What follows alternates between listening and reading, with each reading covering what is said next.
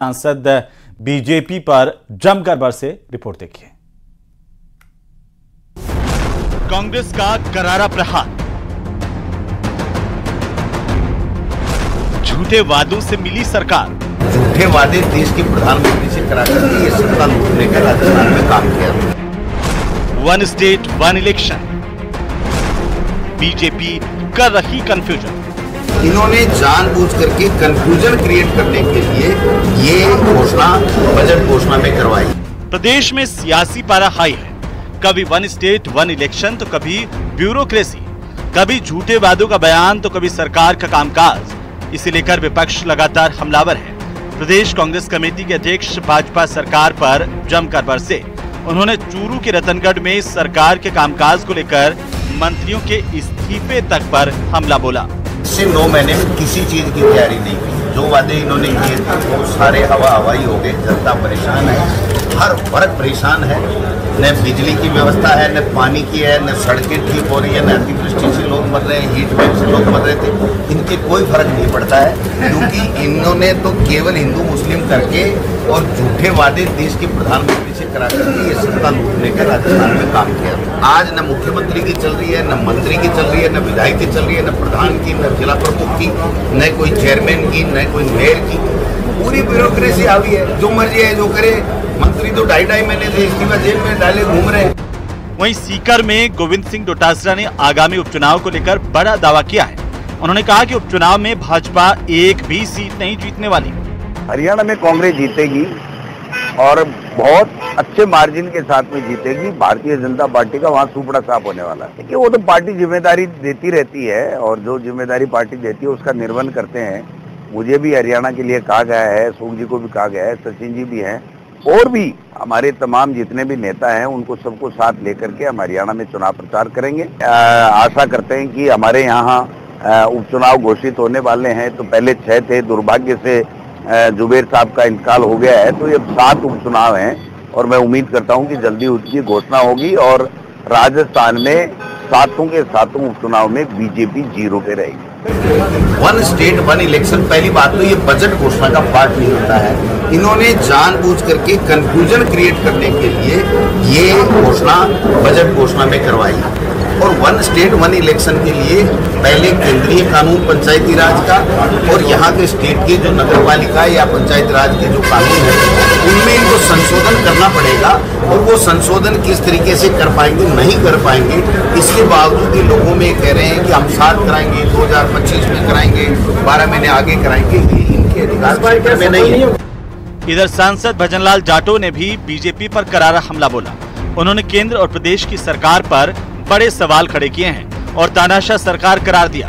उन्होंने कहा कि प्रदेश में हालात ऐसे हैं कि बीजेपी के विधायक भी अपना काम नहीं करवा पा रहे हैं। दरअसल टोडा भीम कस्बे में कांग्रेस की ब्लॉक स्तरीय बैठक आयोजित हुई, जिसमें अतिवृष्टि से हुए नुकसान पर चर्चा हुई।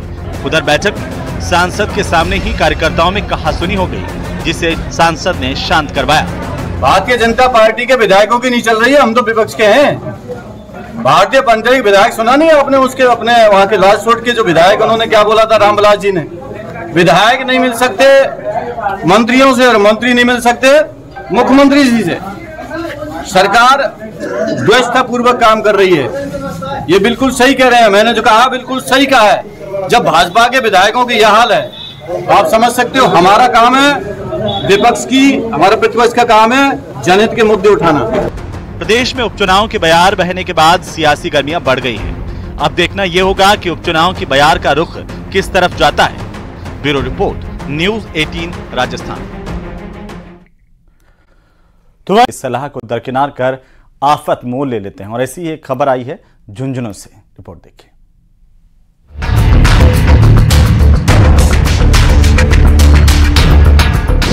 युवती ने फोन कर बुलाया, रईस को जाल में फंसाया। खाली मकान में ऐसा काम, वारदात जान, जमाना हैरान।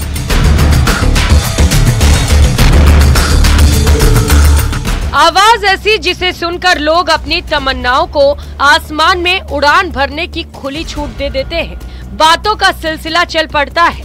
इश्क का ऐसा तीर लगता है कि जिंदगी भारी लगने लगती है। लेकिन ख्यालों में रहने भर से कोई भला कब तक अपने दिल को समझा पाता है।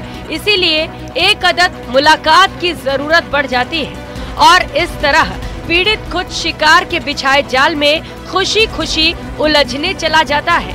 पहली मुलाकात के बाद ही दिन का चैन और रातों की नींद हराम हो जाती है। पीड़ित अपनी कमाई से भी हाथ धोने लगता है, लेकिन पीड़ित पर बदनामी का डर इस कदर हावी रहता है कि वो अपनी तिजोरी के दरवाजे खोलकर चुपचाप अपनी दौलत लूटते देखता और हाथ मलता रह जाता है। लेकिन जब कोई पीड़ित पुलिस के दरवाजे पर दस्तक देने पहुंच जाता है तो पुलिस को कार्रवाई करनी ही पड़ती है। ऐसा ही एक केस दर्ज करने के बाद झुंझुनू की कोतवाली पुलिस ने जांच शुरू की तो हनी ट्रैप से जुड़ा एक चौंकाने वाला सच सामने आया। पीड़ित के मुताबिक 3 अगस्त को एक अनजान लड़की का फोन आया था। लड़की ने कहा कि उसका शहर में मनरेला रोड पर बिकाऊ प्लॉट है। चूंकि प्लॉट सस्ती कीमत पर बिक रहा था, इसीलिए उसी दिन दोपहर में जमीन देखने चला गया।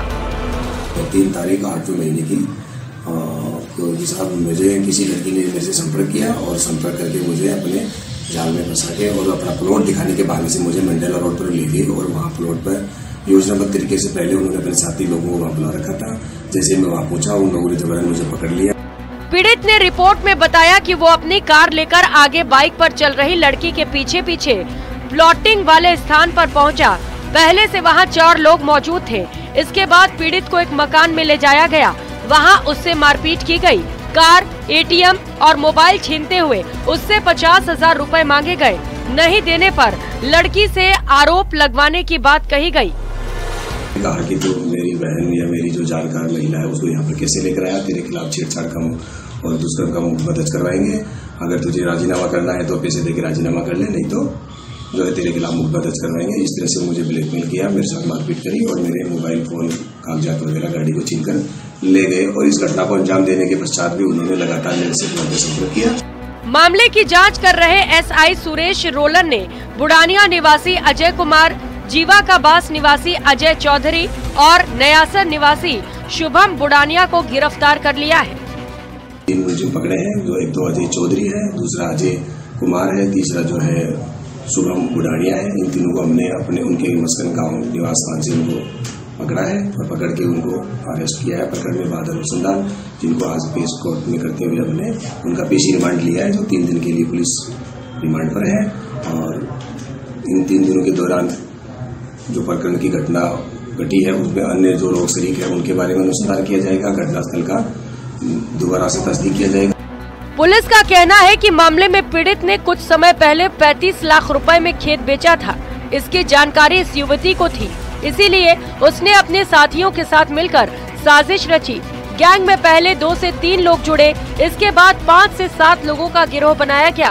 पूरी योजना के साथ पीड़ित से लाखों रुपए ऐंठने की साजिश रची गई थी, लेकिन पीड़ित ने हौसला नहीं खोया और पुलिस में रिपोर्ट दे दी।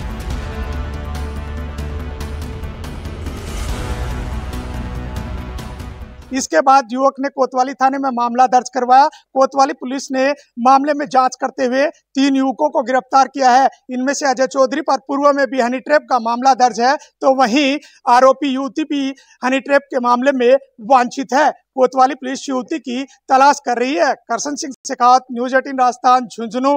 अध्यात्म से प्रभावित होकर हरिद्वार ऋषिकेश की यात्रा पर आने वाले विदेशी अब हिंदू रीति रिवाजों से भी इतना ज्यादा प्रभावित हो रहे हैं कि वैदिक संस्कारों से विवाह के बंधन में बंधकर हरिद्वार में शादी कर रहे हैं। ये अद्भुत नजारा हरिद्वार के अखंड परमधाम आश्रम में दिखाई दिया है।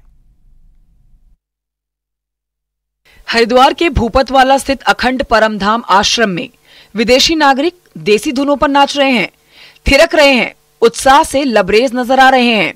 मौका है 2 जोड़ों की शादी का, लेकिन ये दूल्हा और दुल्हन भारतीय नहीं बल्कि ये भी रूस के नागरिक हैं। दरअसल ये सभी विदेशी संत स्वामी परमानंद गिरी के शिष्य हैं और भारत की यात्रा पर पहुंचे हुए हैं। ये विदेशी नागरिक भारत की संस्कृति और विवाह संस्कार से इतने प्रभावित हुए कि इन्होंने हिंदू रीति रिवाज से शादी कर ली। संत मानते हैं कि भारत में लिव इन रिलेशनशिप की वकालत करने वाले लोगों को इन विदेशी नागरिकों से प्रेरणा लेनी चाहिए।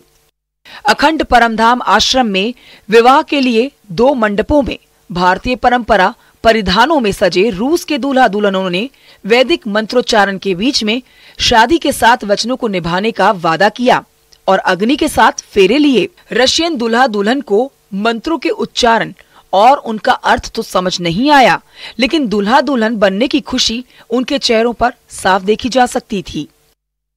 यूरोपीय देशों में लिव इन रिलेशनशिप का कल्चर आम है।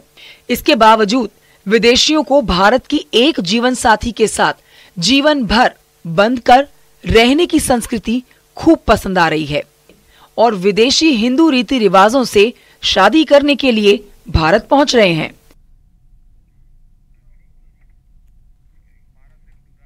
तो चलिए, स्पेशल रिपोर्ट में फिलहाल इतना ही। छोटे से ब्रेक के उस पार अब देखिए राजस्थान एक्सप्रेस। नमस्कार।